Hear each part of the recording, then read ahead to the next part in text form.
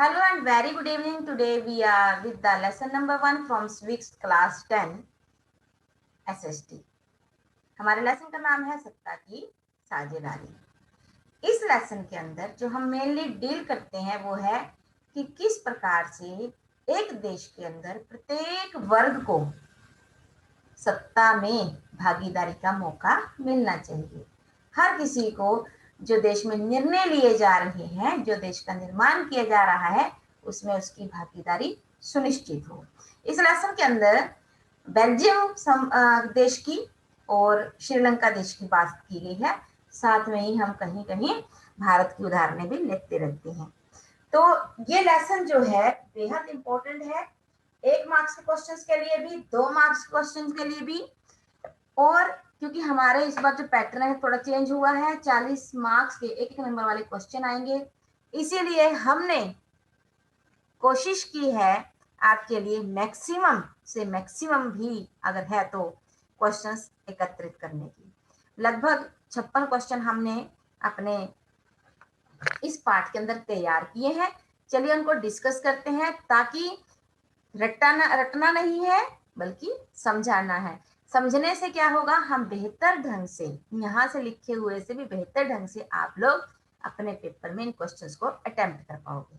हमारा पहला क्वेश्चन है एथनिक या जातीय। एक ऐसा सामाजिक विभाजन, ऐसे लोगों का समूह जो ये मानते हैं कि हमारी संस्कृति दूसरे लोगों की संस्कृति से अलग है। ठीक है ना। और दूसरा क्वेश्चन है बहुसंख्यकवाद। जब देश के अंदर एक समुदाय जिसकी जनसंख्या अधिक है, हो सकता है 50% से अधिक हो, वो ये मानने लगे कि हमारी संख्या तो अधिक है, इसीलिए सत्ता हमारे अनुसार चलेगी और वे आसानी से अल्पसंख्यक जिनकी जनसंख्या कम है उनके हितों की अनदेखी कर सकते हैं, तो ऐसी भावना को बहुसंख्यकवाद कहते हैं। उसके बाद है गृह युद्ध।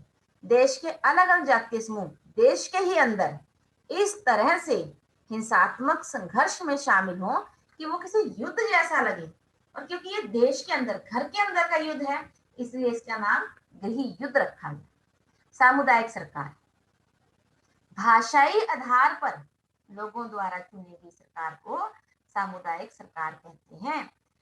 और ये सब कंसेप्ट जो है सबसे पहले बेल्जियम में आया, जहां पर केंद्र सरकार और राज्य सरकारों के अलावा सामुदायिक सरकार, मतलब डच भाषा बोलने वालों की एक सरकार, फ्रेंच भाषा बोलने वाले लोगों की दूसरी सरकार बनाएगी, और इनके पास भी उनकी भाषा और शैक्षणिक मुद्दे जो थे उनकी शक्तियां उन्हें प्राप्त थी। उसके बाद है सत्ता की साझेदारी। ऐसी व्यवस्था जिसमें समाज के सभी वर्गों को निर्णय निर्माण करने की प्रक्रिया में भाग लेने का मौका मिले। कोई भी वर्ग ये महसूस ना करे कि इस देश में जो निर्णय उस पर लगाए जा रहे हैं, जो फैसले उस पर लगाए जा रहे हैं, उसमें उसका तो कोई योगदान ही नहीं। सबको सत्ता की साझेदारी, सबकी भागीदारी सुनिश्चित होनी चाहिए। लोकतंत्र क्या है? लोगों का शासन है, लोगों के लिए है और लोगों के द्वारा ही बनाया गया है। भारतीय संविधान में हिंदी के अतिरिक्त अन्य कितनी भाषाओं को अनुसूचित भाषा का दर्जा दिया गया है? ये 8वीं अनुसूची के अंदर रखा गया है, और ये भी आपको समझना होगा कि वो कितनी है। हिंदी के अलावा 21 भाषाएं ऐसी हैं जिन्हें 8वीं अनुसूची के अंदर अनुसूचित भाषाओं का दर्जा दिया गया है। टोटल 22, और लेकिन हिंदी के अलावा 21। बढ़ते हैं अगले क्वेश्चन की ओर। बेल्जियम की सीमाएं किस देश के साथ लगती हैं? आपको ये याद करना है अच्छे से कि बेल्जियम की सीमाएं किस देश के साथ लगती हैं। France, Netherlands, Luxembourg, Germany. याद कर लीजिए, फ्रांस, नीदरलैंड, लक्समबर्ग और जर्मनी के साथ। बेल्जियम किस महाद्वीप में पड़ता है? यूरोप महाद्वीप में। बेल्जियम कब स्वतंत्र घोषित हुआ? 1830 ईस्वी में।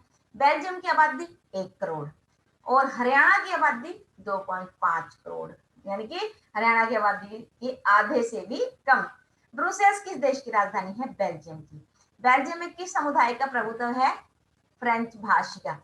यहाँ पर आपको बहुत समझने की आवश्यकता है कि बेल्जियम में अधिक है डच भाषी, लेकिन आर्थिक रूप से और शैक्षणिक रूप से जो समृद्ध समाज है वो फ्रेंच भाषी है, इसलिए प्रभुत्व भी उन्हीं का है। बेल्जियम में कितने प्रकार की सरकार है? केंद्र सरकार, राज्य सरकार और सामुदायिक सरकार। यूरोपीय संघ का मुख्यालय कहाँ स्थित है? ब्रुसेल्स में। यूरोपीय संघ का मुख्यालय होने का मतलब है कि बेल्जियम की स्थिति जो है वहां पर शांति पूर्वक है, इसीलिए तो बहुत सारे देश यही चाहेंगे कि उनके अगर हेड ऑफिस भी क्रिएट करने पड़े, यूरोपीय संघ का अगर हेड ऑफिस भी क्रिएट करना पड़े तो वो ऐसे ही देश में बनाया जाए। फिर है बेल्जियम की जातीय बनावट। डच भाषी 59%, फ्रेंच भाषी 40% और 1% है जर्मन भाषा बोलने वाले लोग। बेल्जियम में कितने प्रतिशत लोग जर्मन भाषा बोलते हैं? 1%। यूरोपीय संसद किस देश में है? अगर देश की बात करें तो बेल्जियम में, और अगर शहर की बात करें तो ब्रुसेल्स में। और ब्रुसेल्स क्या है? बेल्जियम की राजधानी है। बेल्जियम कब स्वतंत्र हुआ? 1830 में। सामाजिक समूहों के बीच बंटवारा क्या कहलाता है? सामाजिक समूह मतलब भाषाई समूह में, वो है बेल्जियम में सामुदायिक सरकार करो। पेपर में क्वेश्चन भी आ सकता है, सामाजिक समूहों की एक उदाहरण में सत्ता का बंटवारा की एक उदाहरण दें, तब आप क्या कहेंगे? सामुदायिक सरकार। सामुदायिक सरकार का विचार सबसे पहले किस देश में है? बेल्जियम में। उच्चतर व निम्नतर स्तर की सरकारों के बीच सत्ता के बंटवारे को क्या कहते हैं? सत्ता का ऊर्ध्वाधर वितरण।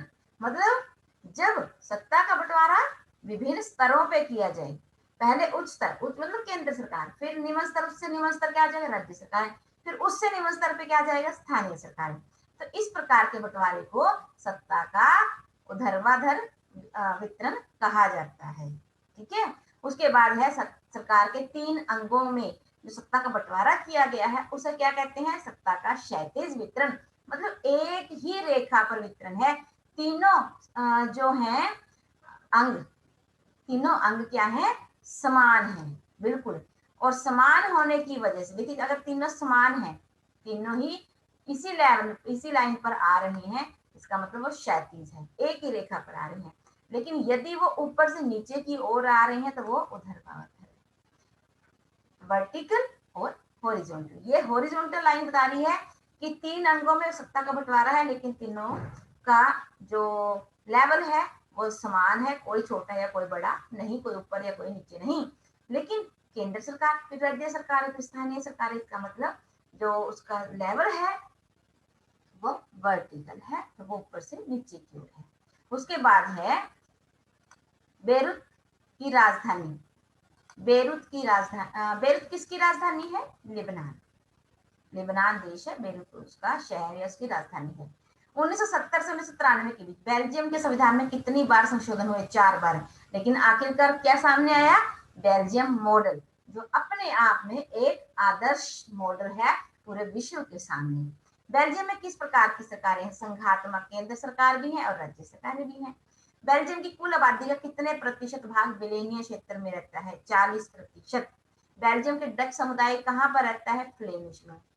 और फ्रेंच समुदाय कहाँ रहता है? विलेनिया में। वो कितने प्रतिशत है? 40%। लोकतंत्र में सरकार के 3 अंग, विधान पालिका, कार्यपालिका और न्यायपालिका। उसके बाद है श्रीलंका में व्यवहारिक रूप से अभी भी कौन सी शासन व्यवस्था है? एकात्मक। जब सरकार जो है, सत्ता का बंटवारा एक ही स्तर पर किया जाए, अर्थात केंद्र सरकार ही है, राज्य सरकार अधिक शक्तिशाली नहीं है, तो ऐसे वितरण को हम क्या कहेंगे? एकात्मक। और अगर 2 या 2 से अधिक स्तरों पर हो उसे कहते हैं संघवाद। श्रीलंका में किस धर्म को राजकीय धर्म के रूप में अपनाया गया? बौद्ध धर्म के रूप में। उसके बाद है श्रीलंका की बहुसंख्यक समुदाय सिंहली, उनकी भाषा वो भी सिंहली। श्रीलंका में सिंहली को एकमात्र राजभाषा कब घोषित किया गया? 1956 में। श्रीलंका स्वतंत्र कब हुआ? 1948 में। श्रीलंका की जातीय बनावट, सिंहली 74%, तमिल 18% और ईसाई 7%। श्रीलंका में गृह युद्ध किन लोगों के मध्य छिड़ा? सिंहली और तमिल, क्योंकि सिंहली बहुसंख्यकवाद का सहारा लेते हुए ज्यादा से ज्यादा अधिकार सिंहलियों के लिए तय कर रहे थे, जिसके कारण तमिल खुद को अनदेखा महसूस कर रहे थे, और यही उनकी नाराजगी का कारण है, और इसी के कारण देश गृह युद्ध की ओर बढ़ा। श्रीलंका में किस समुदाय को सामाजिक और आर्थिक अनदेखी का सामना करना पड़ा? तमिलों को। तमिल 18% है, जिसमें से 13% तो जो है वो तो मूल है, वहीं शुरू से रह रहे हैं, लेकिन 5% ऐसे हैं जो भारत से जब मजदूरी करने के लिए लोग तमिलनाडु से मजदूरी करने के लिए श्रीलंका में गए, जो उनकी संतानें हैं, उन्हें भारतीय तमिल कहा जाता है। हिंदुस्तानी तमिल औपनिवेशिक काल में भारत से बगानों में काम करने के लिए जो भारतीय तमिल लाए गए, उनकी संतानों को हिंदुस्तानी तमिल कहा जाता है। श्रीलंका में तमिल भाषी लोगों द्वारा उठाई गई मांग कि तमिल इल्म बनाने की, अब इल्म समझिए क्या है, इल्म का अर्थ है सरकार, कि सरकार जो है उन्हें भी तमिल सरकार बनाने की इजाजत मिलनी चाहिए। तमिल आबादी किन किन क्षेत्रों में वास करती है? उत्तर और पूर्वीय प्रांतों में। लेकिन किस देश की बात चल रही है? श्रीलंका के। इसका मतलब श्रीलंका के उत्तर और पूर्वी भागों में तमिल लोग रहते हैं। युक्ति पर तर्क किस बात पर बल देता है कि यदि कोई भी फैसला देश के लिए किया जाए तो वो लाभ हानि का हिसाब लगाकर किया जाए, और नैतिक पर कहता है कि सही और गलत का हिसाब लगाकर जो फैसले किए जाते हैं उन्हें नैतिक पर तर्क कहते हैं। खलील को लेबनान के समझौते में क्या गड़बड़ी लगती है कि असल में है क्या, लेबनान में एक समझौता किया गया गृह युद्ध के बाद कि चलो यहाँ पर ना अलग अलग समुदाय के लिए अलग अलग पद आरक्षित कर देते हैं, उसके बाद कोई लड़ाई नहीं होगी। लेकिन खलील को क्या दिक्कत है कि वो जिस समुदाय से संबंधित है, चलो वहां की तो बात अलग है, लेकिन वो जिससे समुदाय से नहीं है और उस समुदाय के लिए जो पद आरक्षित है वो वहां पर कभी नहीं पहुंच सकता। अब देखिए हमने यहाँ पर एक उठाया है कि जो खलील है वो कहाँ रखता है? बेरूत में। और खलील को समस्या क्या है कि वहां पर जो है अलग अलग महत्वपूर्ण पद अलग अलग कास्ट के लिए आरक्षित कर दिए गए हैं। कैसे? जैसे राष्ट्रपति का पद मैरोनाइट पंथ का कैथोलिक ईसाई। अब इतने बड़े पद पर जो है खलील कभी नहीं पहुंच सकता क्योंकि वो समुदाय से नहीं है।